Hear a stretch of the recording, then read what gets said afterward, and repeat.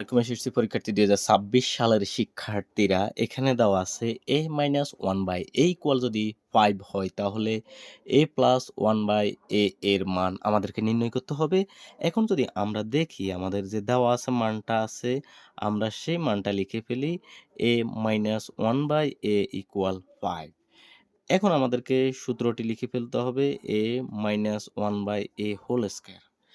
আমরা আবারও বলতেছি এই অধ্যায়ের অঙ্ক করতে হলে আমাদেরকে সবগুলা সূত্রই শিখতে হবে। এখন এখানে দেওয়া আছে কি a plus 1/a whole square, এটার মান বের করতে হবে। এখন এটাকে যদি আমরা a এবং 1/a কে b ধরি তাহলে a plus b whole square. a plus b whole স্কয়ারের আমাদের একটি অনুসিদ্ধান্ত রয়েছে মান নির্ণয়ের জন্য। তা হচ্ছে a minus b whole square plus 4ab। খুবই সহজ একটা সূত্র। অর্থাৎ a প্লাস b থাকলে এখানে a minus b whole square হবে আর প্লাস 4ab হয়ে যাবে। অর্থাৎ 4ab। এখন আমাদের কি করতে হবে? উপরে নিচে এইটা কাটা আর a মাইনাস 1/a এর মান আমাদের দেওয়া আছে কত? 5 হোল স্কয়ার আর এখানে আছে 4। 5 এর হোল স্কয়ার মানে ৫ ৫ যা ২৫ প্লাস ৪ সমান ২৯। এইটাই হচ্ছে আমাদের আনসার। খুবই ইন্টারেস্টিং একটা অঙ্ক।